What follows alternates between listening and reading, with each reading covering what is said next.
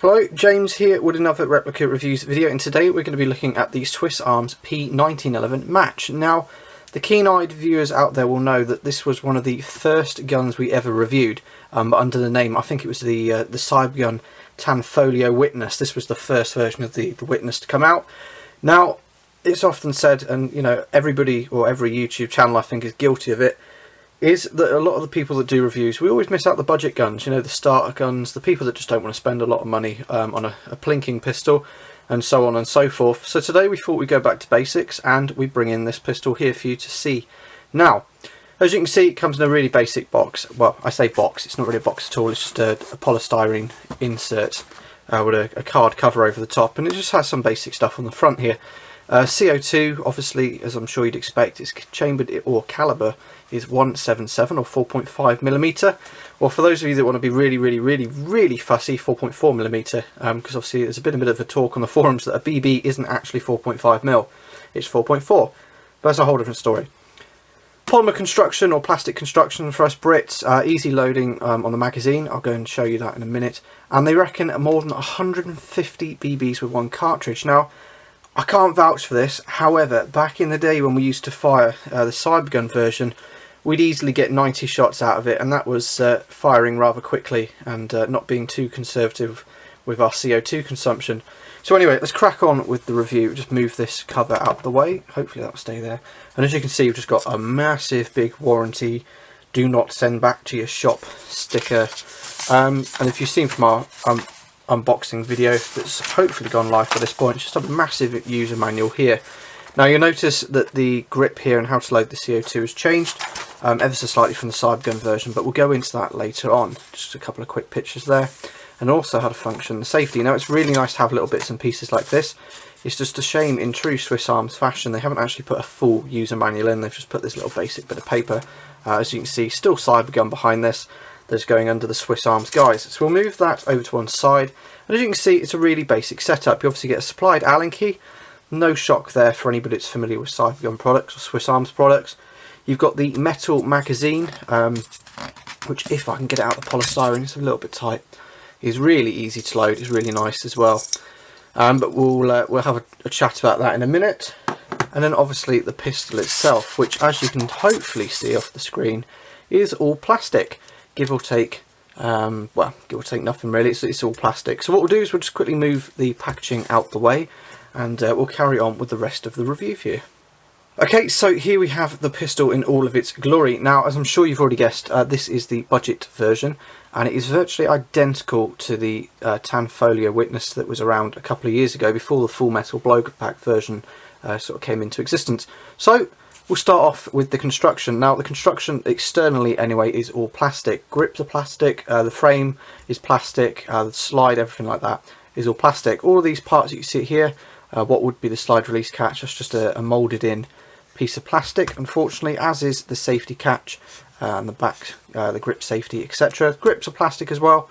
One of the only things that is metal is the small little plug here that holds the CO2 in, but we'll go on to explain that right now. Now, for people that have seen the original Tanfoglio Witness, the grip used to slide off, kind of like what the Dan Westons do, where you basically just get a grip of the grip and then just pull it back, and this would all slide off, and then you'd have access to your CO2, and you'd have a little tab on the bottom, you just tighten it up.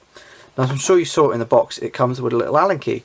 So rather than the slide coming back, they've gone for what I call the traditional Cybergun Swiss Arms way of loading a budget pistol, which is basically just unscrew this plug in the bottom and drop your CO2 straight in, and then through tightening it up, that's what pierces it. Now, this is full metal. The little plug here is completely metal, and I think probably that's it's more of a projectile than the BBs it's firing, to be completely honest. It's quite a weighty bit of kit.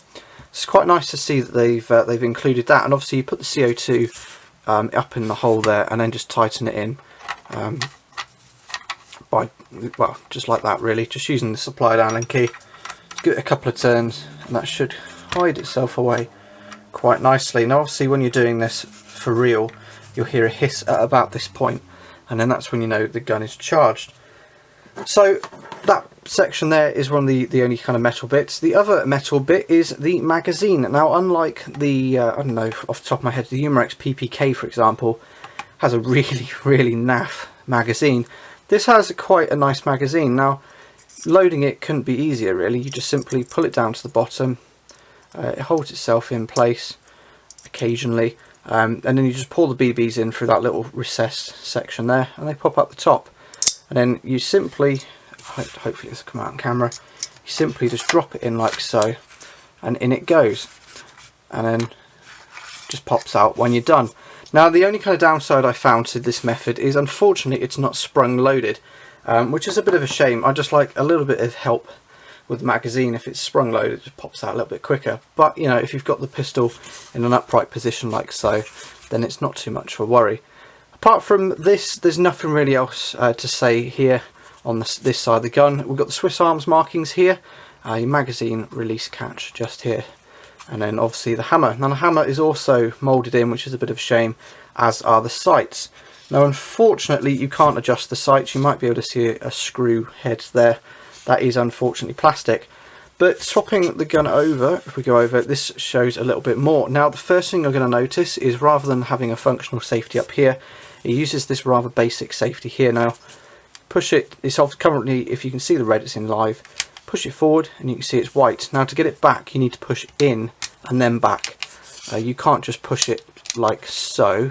You need to push it in and then back like that, which is a nice little feature. I would rather have a more conventional safety catch, but you know, that's just me really being fussy.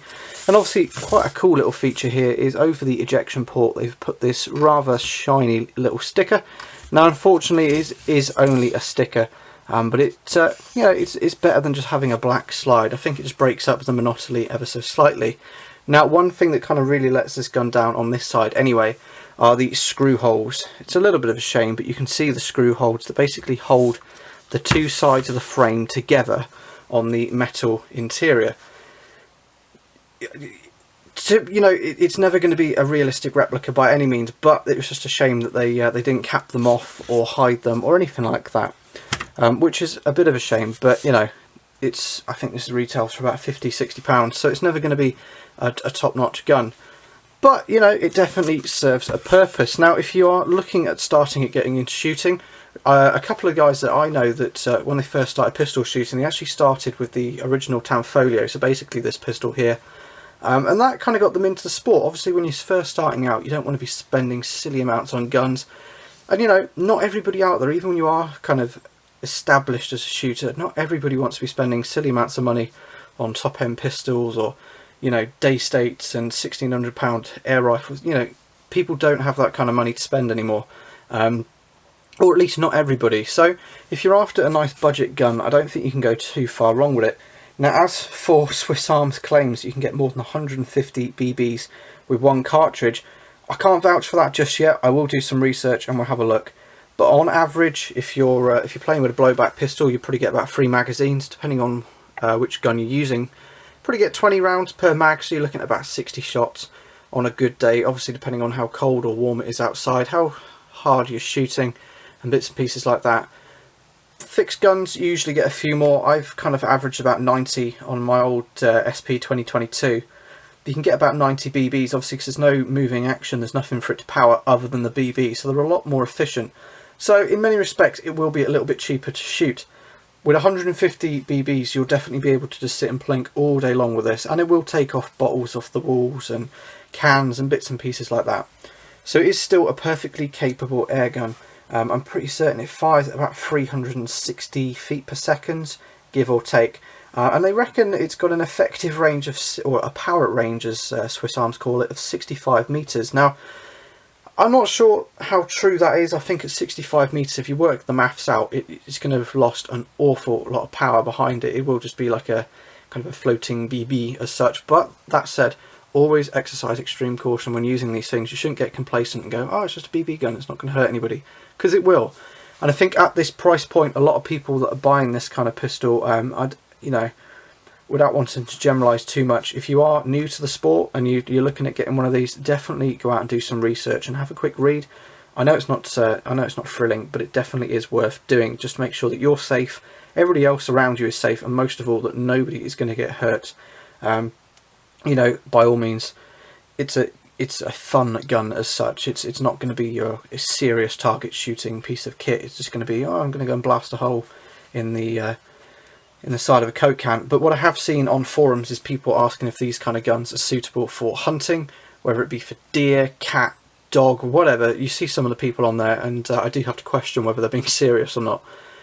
This kind of pistol, if you want something to go hunting with, do not buy this pistol. It certainly won't be strong enough or powerful enough or anything like that. It's just not humane.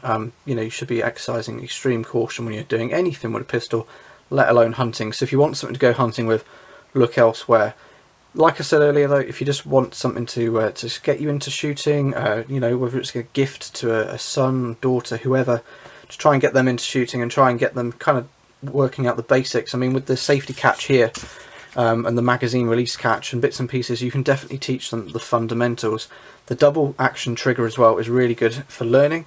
Obviously you can't just rack the trigger straight away. It's not like a hairline trigger. You do have to actually kind of work the action inside, and then that's obviously where the double action comes from. So rather than just, if I quickly put it back on the fire, rather than just having a hairpin trigger, you do have to bring it all the way back, and it's really heavy, so it's not the kind of thing that you're going to accidentally knock off.